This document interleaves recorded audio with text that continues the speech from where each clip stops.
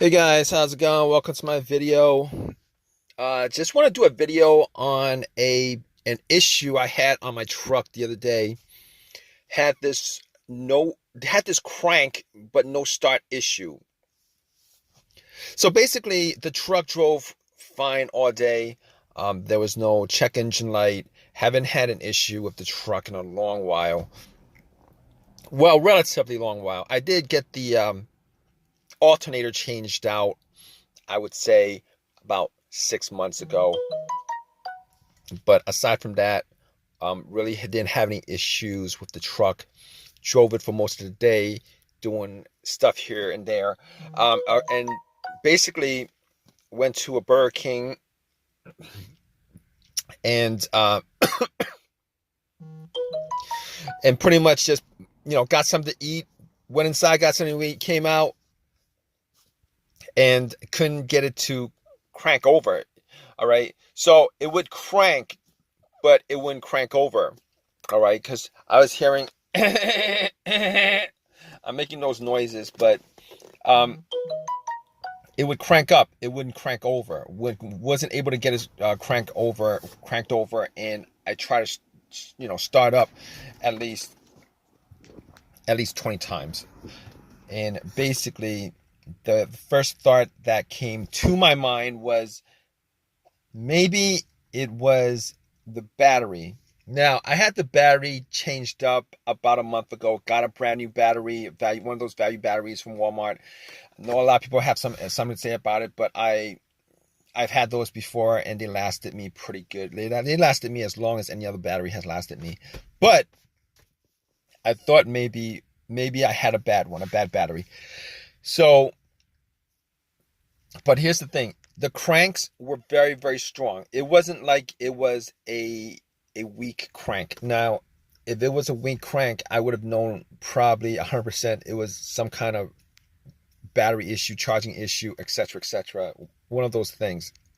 But regardless, I had to troubleshoot this, so I turned the lights on, turned the headlights on. If you guys are on this issue, you guys have this problem where you're trying to figure out whether it's the battery or not, one of those things that you could do is you guys can turn the headlights on and see how bright they are. Now, it's not 100%. It's not one of those things that could give you 100% reading on your battery, on how good your battery is. But it could kind of give you an estimate of where your battery is. I turned the lights on. They were very, very bright. All right. So I was pretty sure it was in the battery. Popped the hood up, and I was looking around the battery area, just to see whether there was any kind of issues with the terminals being, because last time I did the alternator, I didn't notice any kind of corrosion, anything like that. And I checked again, there wasn't any kind of corrosion. They're very, very tight. Now, I want to figure out 100% what that's not the battery, because it's probably one of those easier things that you guys can deduce. If it is the battery, you guys could, I could go and get a battery, get a Uber, get a battery or whatever, and pop it in. So I have a battery booster that I got from Walmart, and I put it on just to make sure, and sure enough, it cranked.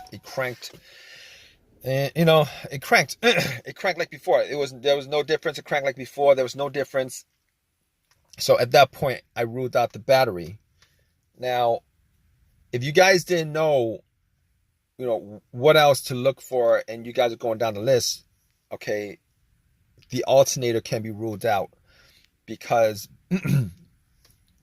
the alternator can be ruled out. All right, the car's got to start up first. Okay, the fact that it cranks means that the alternator was charging it, the battery had a good charge, etc., etc. Okay, the alternator can be ruled out, the battery can be ruled out. You guys should actually just rule out corrosion, the terminals being tight or loose. That's ruled out. And I'm looking at the negative line just to see whether there was any kind of corrosion on a negative line. because the negative line is the main ground wire that goes to the frame. All right, you want to just trace the negative terminal and then trace that line to the frame, because most of the time it's connected to the frame, either on the side where the side frame, to the side of the battery. Sometimes a lot of Nissans, it's under the car. Depends. I believe some Nissans are under the battery. Some Fords are under the battery, but it kind of depends on your car. All right, but with this truck, I traced it, and the ground wire looked good. All right, sometimes a bad ground, a weak ground can cause this kind of issue, but most of the time, if it is a weak ground that was causing this issue, you would actually hear a slow crank and not a strong crank. So if you guys are hearing a strong crank, chances are it's none of those things that I mentioned.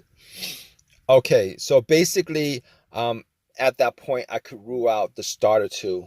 Don't know if I mentioned that, but you could rule out the starter since the truck was cranking. It was, so you can rule out the starter completely because that's the starter cranking. All right, so basically, at that point, I'm left with a couple of things. It could be more than a couple of things, but when you're doing troubleshooting like this, you want to just go down the list of easiest to the most difficult. Fuses and relays would be the next. Because here's the thing about it. Okay, I'm when I cranked it up, when I was driving, there's no check engine light. All right.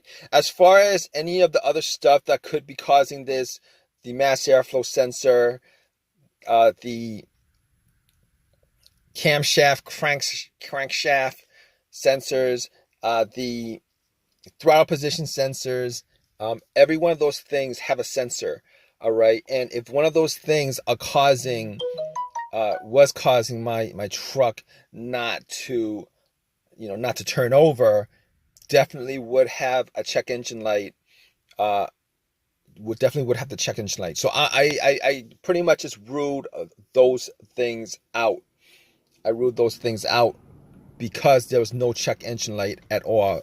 Not that I remember it while I was driving. So basically, I ruled all those things out. Okay, so we're left with a couple of things. My personal thought on this is it could be a bunch of stuff. It could be the fuel pump itself. It could be something as simple as a fuse or a relay, or any of those things. So as far as me troubleshooting this whole entire thing with a crank and a no start, a crank and a no turnover, I was looking at the fuses to see whether any of them were blown, and none of the fuses were blown. All right, but previous to this, what I was doing was I was trying to turn the truck to the on position and trying to listen to see where I could hear the fuel pump priming. Okay, basically the fuel pump priming pretty much means that before your vehicle actually cranks, all right, the fuel pump is turned on. It's actually shooting gas fuel, to the engine. And a lot of times you can hear it. You might be able to hear like a whizzing, a kind of motor sound, but a lot of times, you could do that by actually listening to, where that gas cap is. You take the gas cap off and you have somebody try to start it, not try to start it, but turn it to on position.